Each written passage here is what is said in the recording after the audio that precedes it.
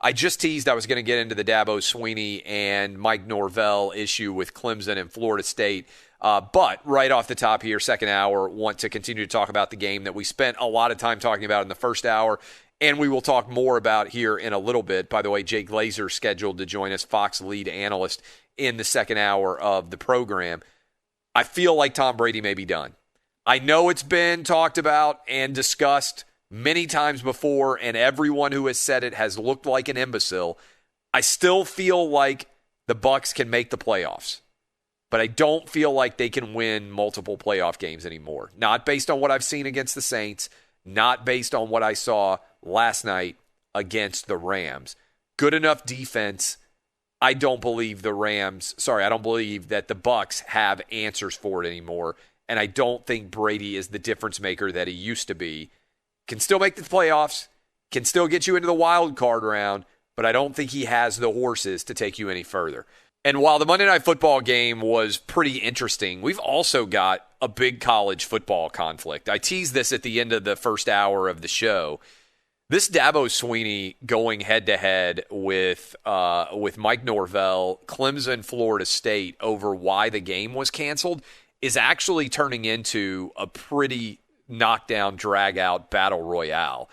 And I'm fascinated by this because there's no real precedent in place here for exactly what's going to be said and what's allowed to be said and how this situation ends up resolving itself. So for those of you out there who haven't been paying attention to this, it's really pretty intriguing, all right? You've got Clemson that traveled to Tallahassee on Saturday ready to play. 3 hours before the game is scheduled, they call it off. Clemson has already got people at the stadium there at Florida State preparing for the game that's going to be going on later that day. And since that time, there's been all sorts of recriminations going back and forth over exactly what caused this issue.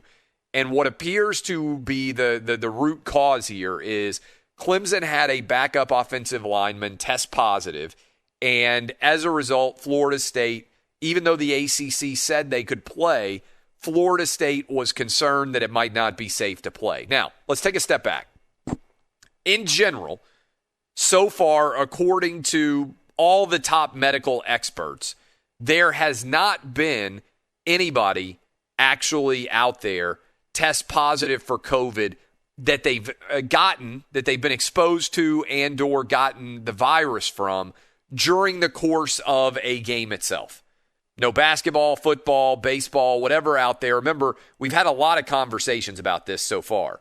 Is it safe? You got the Baltimore Ravens, by the way, Dobbins and Mark Ingram, both testing positive for the Ravens. People would be concerned, they were getting tackled all game. Maybe the Titans ended up getting COVID that way. It hasn't been able to be traced to an actual game. So I understand Clemson's perspective here of saying, wait a minute, we've already traveled all the way from South Carolina. We are already in your town. We are going to be leaving to go to the stadium in the very near future.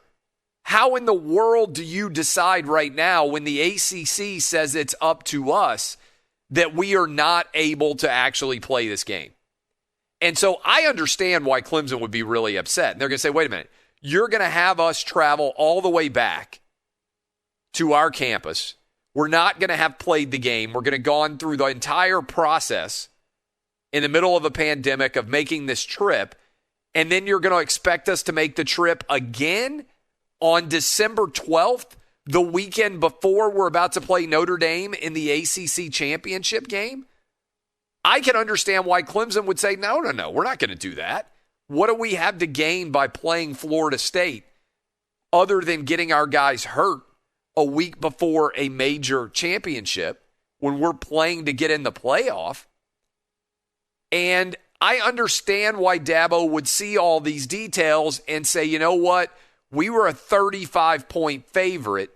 Florida State's nowhere near as good as us. This has been a long-time rivalry. This is them pulling the rug out from under our feet. And if you think this is bad, think about how much worse it could be as the playoff gets closer for teams out there that need as many games as possible. For instance, think about what would happen if Michigan did this to Ohio State the morning of the game between Michigan and Ohio State. If Michigan suddenly said, oh, you know what? We don't want to play this game anymore. There would be mass outrage if that were to end up happening. And then on top of it, if you had coaches sniping back and forth and each of them was trying to score points, because you know what Mike Norvell came out?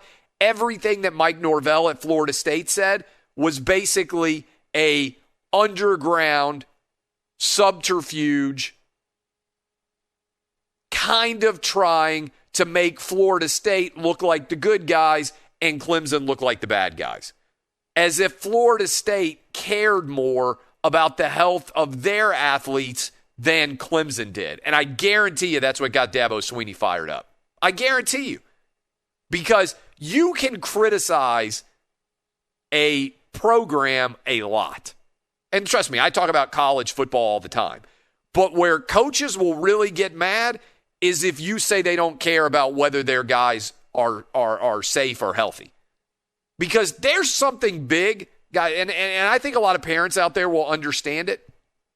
There's something big about taking somebody's 17 or 18-year-old son and saying, hey, you send them to campus with me, I'll keep them safe, and I will turn them into an adult. Whether you want to accept it or not, that's a big part of what college football is. Grandma, grandpa, mom, dad, the whole family comes around when the head football coach sits down in the living room and they convince you right then and there, if you give me your most prized possession, your kids, you turn them over to me, I will hand them back to you in 3 or 4 or 5 years, and they will still be well, and they will be a better version of themselves than they are right now. That doesn't happen in pro sports. It's a business. And I understand there's a big part of the business involved in college football. But what Mike Norvell said was he tried to basically intimate that Florida State cares more about their players than Clemson did. And that's when Dabo Swinney got fired up. Because the first part of this whole situation was Dabo Swinney and Clemson just didn't think that Florida State was being honest when they decided to cancel the game. That they were basically trying to avoid playing the game. And then Mike Norvell came out and he was trying to basically get the idea out there, oh, Florida State did it right. Clemson doesn't care about the health of their athletes. And, buddy, you want to get somebody fired up on a college campus who is a coach, you try and basically say, oh, we care about the health and safety of our team, but those guys at Clemson, they don't care. I don't care what they do. And I think that's what's going on here, and I don't think this is the last skirmish we're going to have about all this COVID insanity and the way that it's impacting college football.